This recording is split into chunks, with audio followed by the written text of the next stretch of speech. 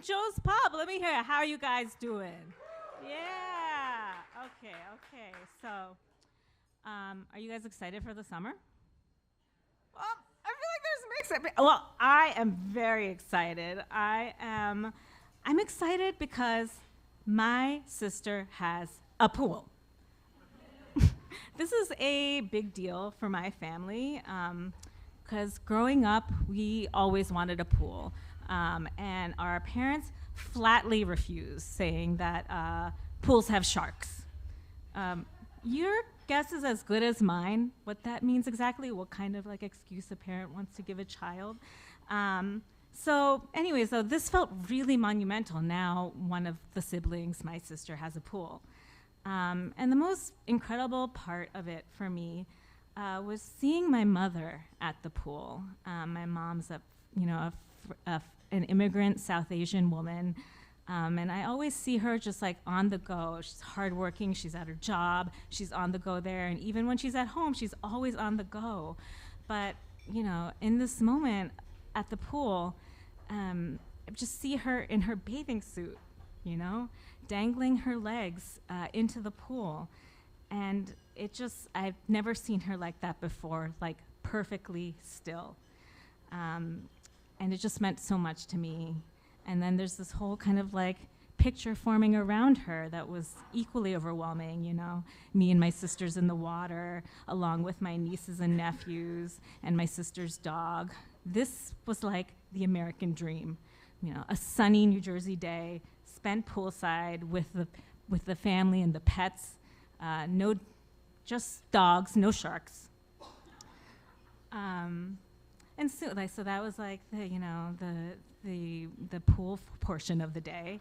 And soon we got tired from all the splashing or marveling at our still mother, and we moved on to the next traditional American pool party activity, which is the poolside BBQ, which in our case is a buffet of heavy Indian food. So we sat in the dining room, and I'm sitting across from my teenage niece, Ronnie, and my mom comes up to us, and I can still see it. My mom comes up and starts like pulling back her hair, kind of like braiding it, and she says, "Hey, Ronnie, would you mind if I speak to you in Hindi sometimes?" And it's just this like magical moment of connection. It was so moving to me. An immigrant mom talking to a second generation grandchild, acknowledging the difference between them. I was just completely moved by this moment, and I thought in that moment, who the hell is this woman? When I was growing up, I never got a Hindi warning. Hindi never called ahead for a table at Joe's Pub. There's no like, watch out for falling Hindi. Hindi just happened. Back when I was 13, I'm in the car. My mom is driving me and my friends, Stacy and Becky, and they're singing along. It's the 90s, so it's like the Brandy and Monica, That Boy's Mine duet was like really big. So they're singing along, bopping around, singing the whitest way possible. Horrible impersonation of Brandy and Monica. And this mixes in with my very excellent assimilation into whiteness. And my mom turns around as we're all doing our thing, and she says, "Ye kya kare, ye pagal kuris." And in that moment, I just turn to Stacy and Becky and say, "She's just asking if we're hungry. Should we pull over or something like that and get food?" Because I know what Stacy and Becky are thinking at this time. She's talking about us? Because my mom was, she was straight up shading them, like straight up like it could be in the Brandy and Monica video at this point, like that level of shade. Now I'm married. I'm married to a black man. We're in a South Asian, Afro-Asian marriage. And that's led to some other conversations in Hindi with my parents. Yeah, mostly just one thread. I think Indian people in the audience might know this phrase, "Log kya kahenga?" What will my relatives think of you marrying a black man? My husband grew up in a one-language household, And unlike Stacy and Becky, he really loves to learn words in Hindi. Sometimes he'll ask me like, how do you say scissors? And honestly, after all these years, some of my Hindi has fallen away, so I'll just say scissors, but I'll say, but I'll say it in like a thick Indian accent. like maybe he won't notice. But he doesn't buy that. He's not buying it. He does know 3 Hindi phrases, and he asked me to share them with you in English. Okay, they are, ready for it? Okay.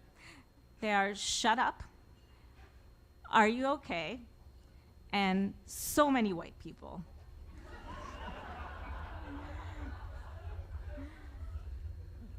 You know, if you come to think of it, when I think of it now, I realize he likes to speak Hindi for the very same reason my mom wanted to talk, and it's basically to talk about people.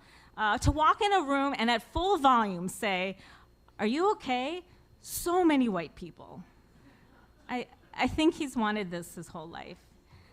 My husband is the cook in the family, and last Thanksgiving he was helping my mom cook. And I looked at them and I thought, oh my God, look how far we've come, you know, from like what will my relatives think to this like making Thanksgiving dinner together. They're like a well-oiled machine, the 2 of them together. And I'm just sitting there like jaw drop watching them. And he catches me spying on them and he asks me, are you okay? Except he does it in Hindi out of habit, you know, like when this is now our home habit. And my mom says, wow, you can say that? And he says, yeah, I've been learning. And she leans in close, like a Thanksgiving turkey closeness just between them. And she says, don't learn too much.